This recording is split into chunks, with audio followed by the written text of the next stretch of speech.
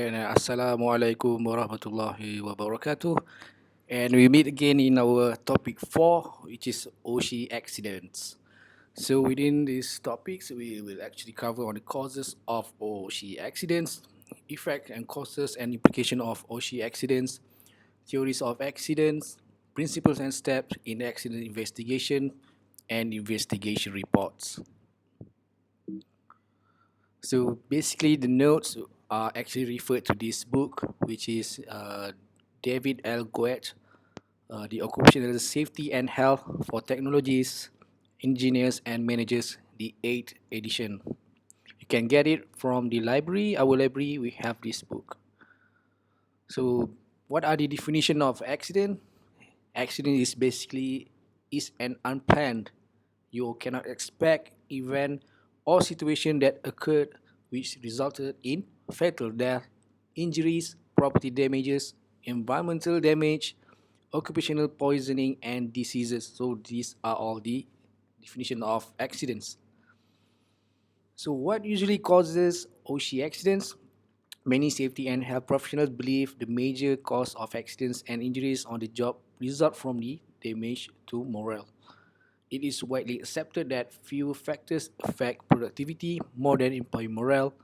Employees with low morale do not produce up to their maximum potential. So these are among the common causes of accidents. We have about 7 of them, which is traps, unsafe conditions, unsafe acts, system failure, mismatch or overload, personal belief and feelings, and decision to work unsafely. Let's just go through one by one. For traps, we have like defective equipment, for example, like a machine which are not working well and there are some of the components coming out. Those are defective equipment which may be a trap for the workers. So its failure to provide and maintain personal protective equipment are also becoming a trap where a person are not prepared for any or are just being the victims of some sort of a place where it should have some sort of equipment, but when you don't have that, it will become a trap. So overly complicated or confusing controls. So some machineries, some um, moving equipment are rather complicated or complex to be handled. If you have no ideas or confused about how to control, you push up, it go down, you push down, it go up. So it may be a trap for some people and causes accidents. Unsafe conditions, we're talking about a condition where created by a person injured in the accident. Created by the elements such as rain, sun, snow, ice, wind, and dark at night. So it will dark places. So it is some sort of unsafe conditions. The next is unsafe acts. This usually referring to individual uses of unauthorized tools or equipment. For example, if you are not supposed to handle a forklift, you have no idea about how to use it, you should not jump on it and try to use it. An individual chooses an improper work method. For example, you are behaving behaving normally, where you use some of the equipment improperly, which causes accidents. The next are causes of accidents, which is common, is systems failure. This is due to the lack of clear policy, rules, regulation, and procedures, inadequate monitoring and inspection, and failure to correct known hazards. So there are some hazards which is unknown and unknown. So all hazards should be well recognized and to be a known hazards. So failure you unable to identify the known hazards, it will actually causes system failure and causes accidents. The next is mismatch or overload. Individual is in poor physical condition or is fatigued. Individual has high stress, is mentally unfocused and distracted. So yeah, when you are not in a position to work, so or in a poor physical condition, tired fatigued, not feeling well, you're not supposed to work in those places. Or person who are seems to be in stress or mentally unfocused shouldn't be in place for machinery handling. Next is personal beliefs and feelings, whereby individual did not believe the accident would happen to him or her. So this is also common cause. So a person who probably have experience for a long time, so he thought that nothing will happen to him, so he do like a work in not a proper manner, causing accidents. Or individual was working too fast, showing off or being a know-it-all. So it's an attitude problem basically. So decision to work unsafely, some people feel it is in their best interests or to their benefit to work unsafely and make a conscious decision to do so.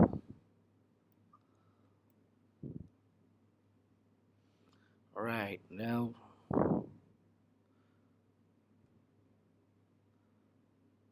so we have the common accident is motor vehicle accident, falling down, poisoned, drowning, fire-related injuries, suffocates, and others include medical complications.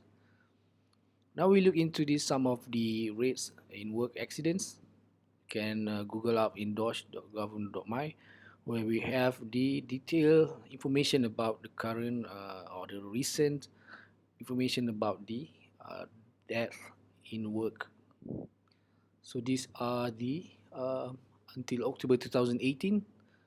So the highest number is in the manufacturing.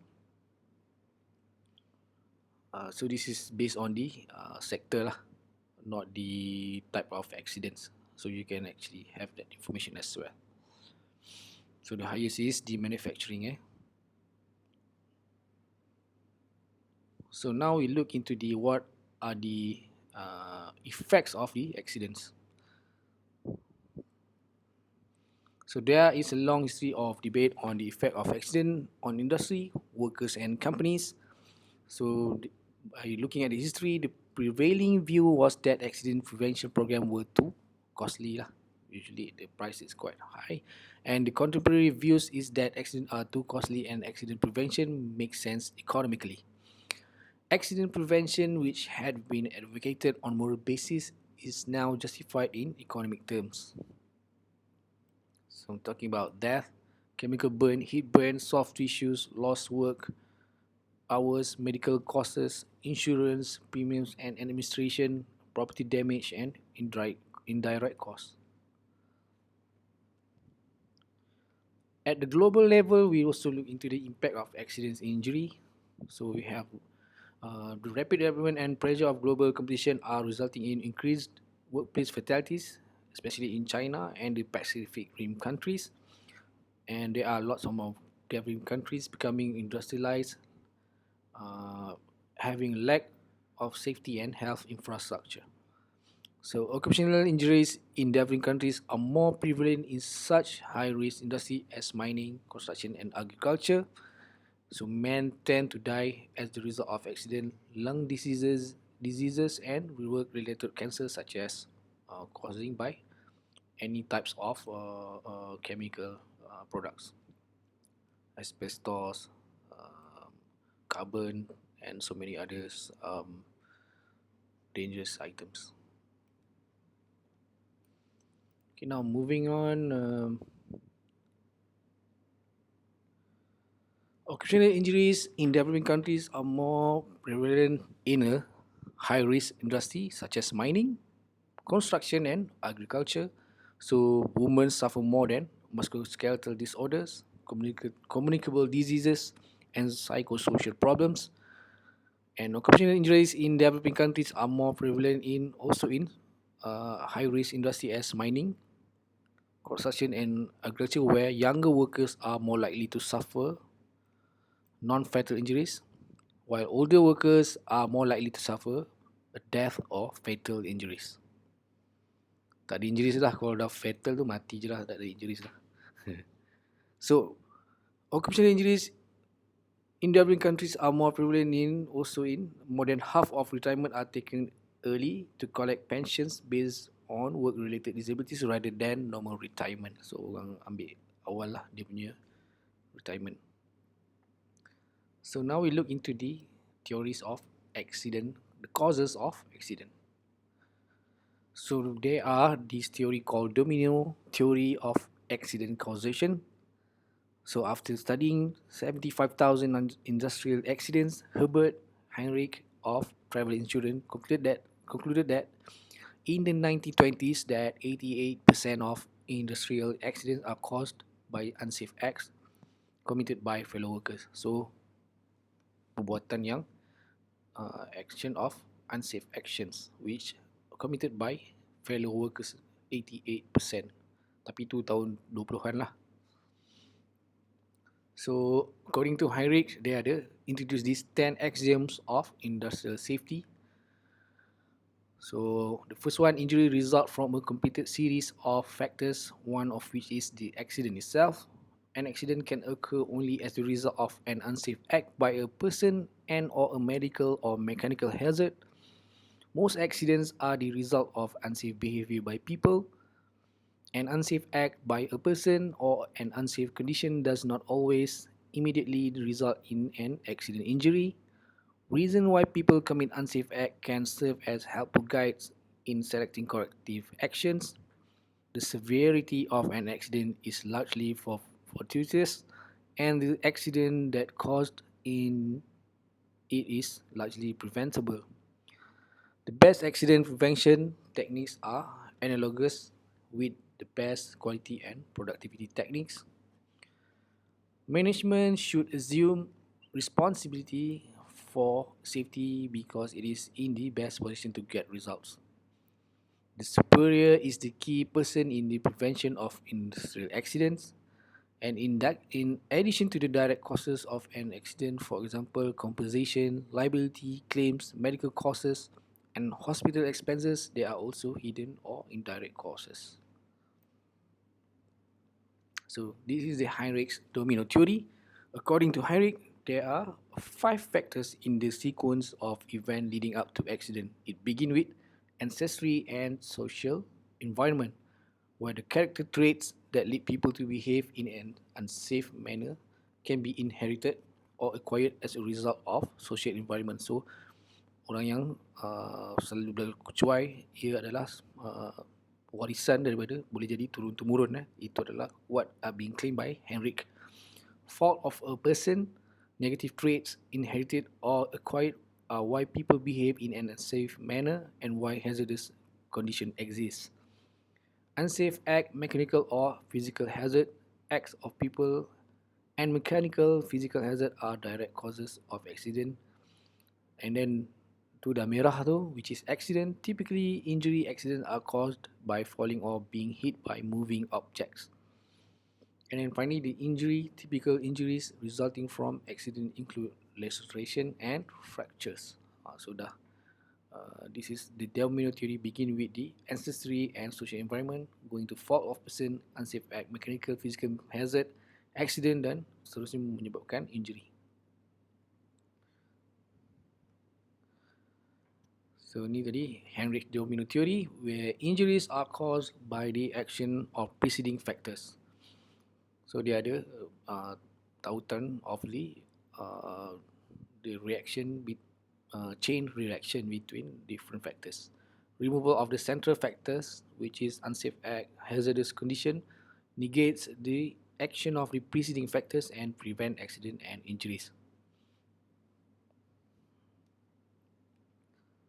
So, human factors, the theory of causation, attributes accident to a chain of event ultimately caused by human error. So, tadi kita tengok di domino chain effect tadi, dia bermula dengan human factors theory. Now, we look into the detail of the human factor theories.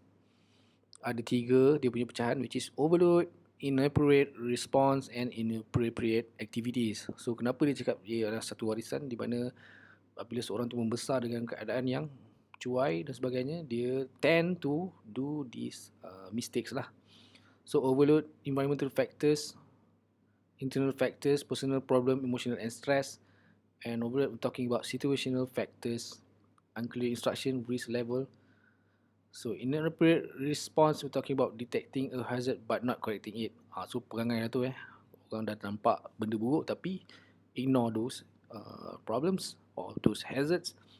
Removing safeguard from machines and equipment. Jadi perangai manusia ada yang dia sudah selamat, jadi dia tak nak pakai helmet dan sebagainya. And the third is perangai juga, which is ignoring safety. And then the third factors is the inappropriate activities where performing tasks without requisite training. Buat main bantai je without having a proper training. Misjudging the degree of risk involved with a given task. So ingat semua boleh, main buat je, so it end up in the accidents. So dia ada factors that human errors, dan this is basically the relationship lah. Okay, overload dan juga inappropriate response dan inappropriate activities. So overload is basically the imbalance between a person capacity at any given time with the load that person is carrying in a given state. So you, kalau patutnya boleh bawa 10, you bawa 20, you are over capacity ataupun overload. So capacity is basically a product or natural ability, training, baik dari sudut training, baik dari sudut state of your mind, fatigue, stress and physical condition. So setiap manusia tu ada limit dia. Setiap barang yang material handling ada limit dia, ada speed limit, ada berat limit dan sebagainya. Situational factors, level of risk, unclear instruction and added by the environmental burdens. Campur lagi dengan noises, distraction dan sebagainya. So inappropriate response and incompatibility we're talking about di mana in a given situation which can lead to accident where detecting a hazardous condition and ignoring it or remove a machine safeguard from the increase to increase output. Jadi ada yang orang dia bukanya apa, contohnya mesin tebu tu, dia bukanya pengadang tu, and then masuk dengan tangan-tangan dia jadi air tebu, berdarah. Ada member saya seorang kena macam tu. And then disregarding and established safety procedure, maknanya patutnya tadi yang mesin tebu tu supposed to cover from your hand coming in, but when you move it, your hand yang jadi mangsa lah. And then workstation incompatibility, jadi incompatible of a person workstation with regard of size, force, reach, feel and similar factors that can lead accident to injuries. So majikan kena juga tengok whether the workstation, contoh macam tempat saya duduk ni, is it good for making a video or not. Jadi so far ni nampak macam selamat jugalah. Jadi you check on your place whether it is suitable, incompatible or not. Right, next one, inappropriate activities. This is definitely human error, where can be the result of inappropriate activities, such as when a person undertakes a task that she don't know how to do. Jadi tu memang terang-terang tak appropriate. Dia tak tahu buat, tapi dia sibuk-sibuk dah buat. Tu akan menyebabkan injuries dan accidents. So next, accident-incident theory of causation. An extension of the human factors theory was developed by Dan Peterson, where dia memperkenalkan ergonomic traps, decision to err, and system failures.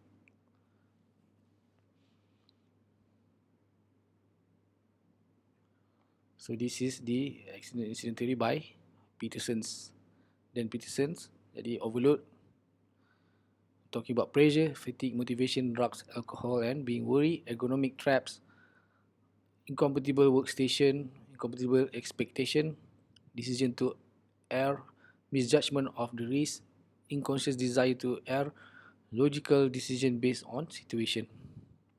So it lead to human error yang tadi telah dibincangkan. Accident-incident theory of causation, and these are some of the different ways that system can fail based on the Peterson theory, where management does not establish a comprehensive safety policy. Responsibility and authority with regard to safety are not clearly well defined. Safety procedures such as measurement, inspection, correction and investigation are ignored or given insufficient attention. Employees do not receive proper orientation and employees are not given sufficient safety training. So you can actually relate this to the topic 3 lah, whereby the employers punya responsibility or general duties. So decision to earn may be conscious based on logic, or it may be unconscious. So overload, economic traps, deadlines, budget factors, and peer pressure can lead to unsafe behavior. So the it won't happen to me syndrome lah. Jadi orang yang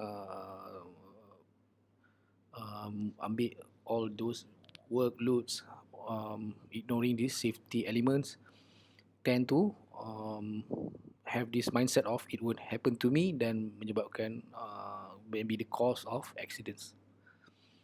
So combination of theory of causation, often the cause of an accident cannot be adequately explained by one model or theory. So it is based on the combination of theories, and the actual cause may combine parts of several different models. Tadi models yang you tengok tu, dia boleh jadi combination of all those elements and cause the accidents.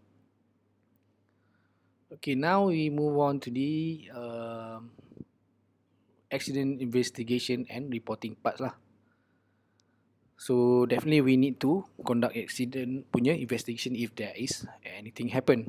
Why? We need to determine the cause so that it will be prevented, and in the future this accident won't happen again.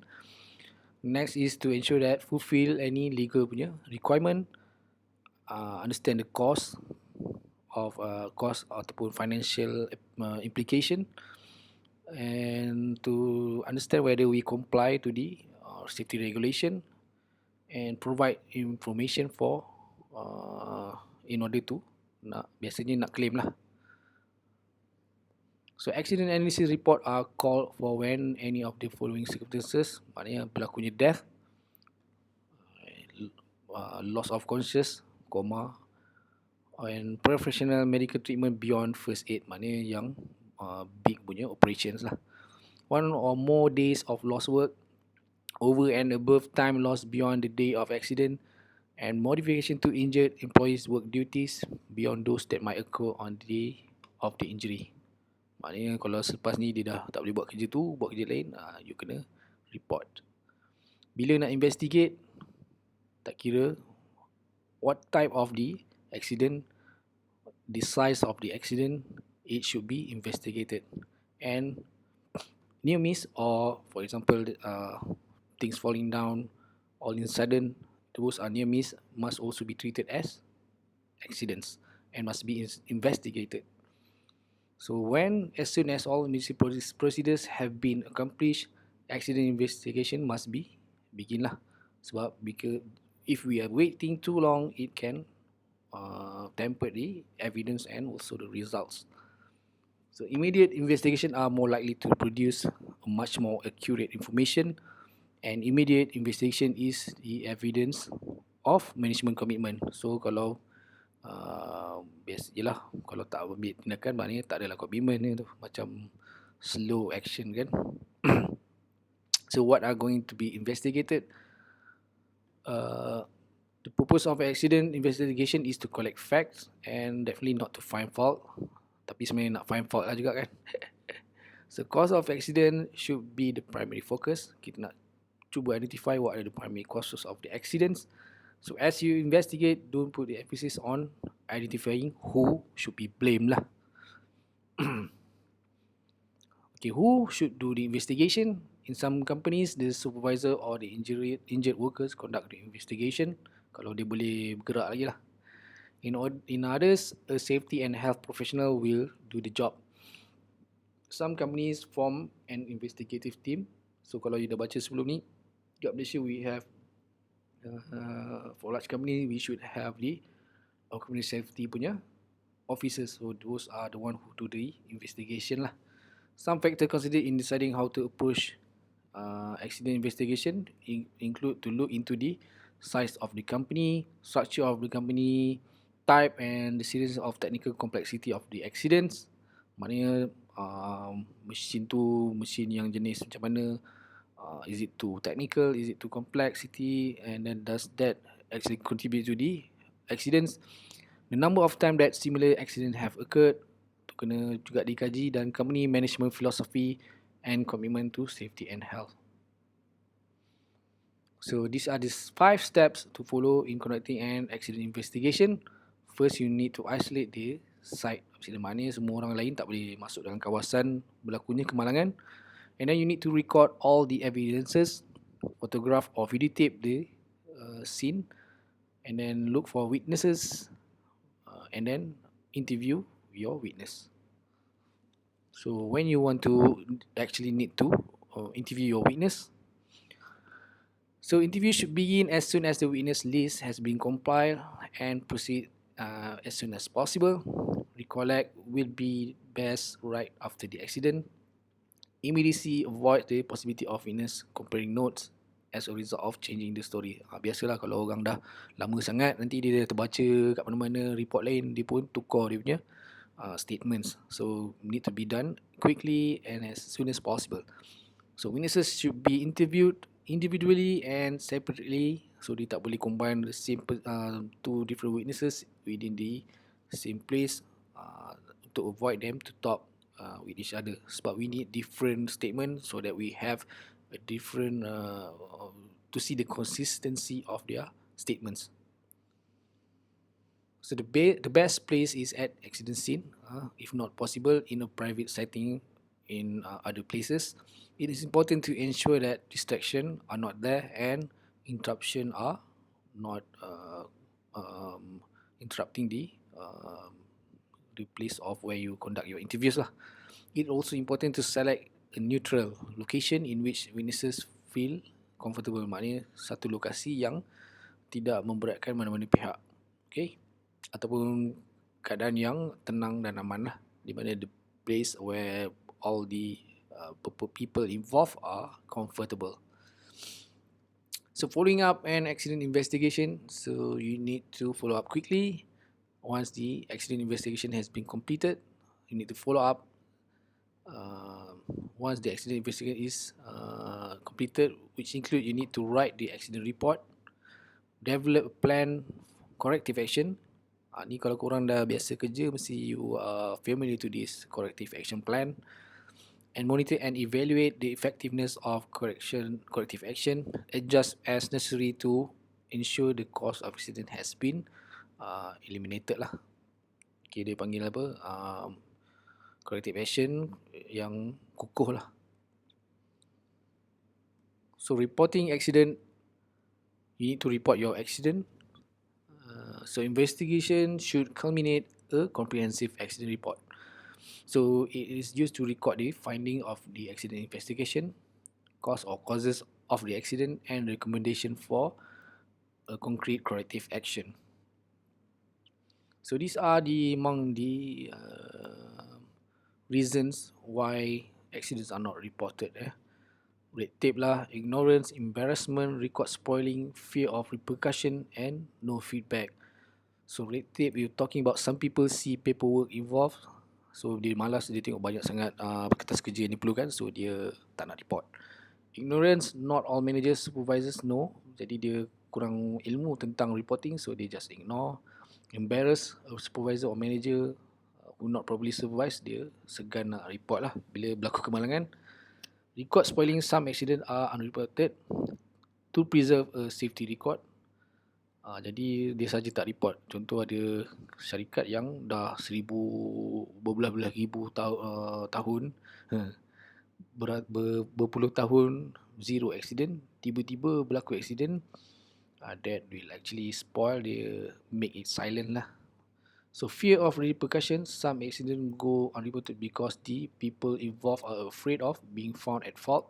So dia takut yang orang yang accident tu, dia takut dia yang bersalah, jadi dia biar je lah, dia kena. And no feedback, some accident go unreported because those involved feel filing a report is a waste of time. Jadi these are the wrong misconception about reporting accident. So that's all for topic 4 of your lecture. Thank you for watching.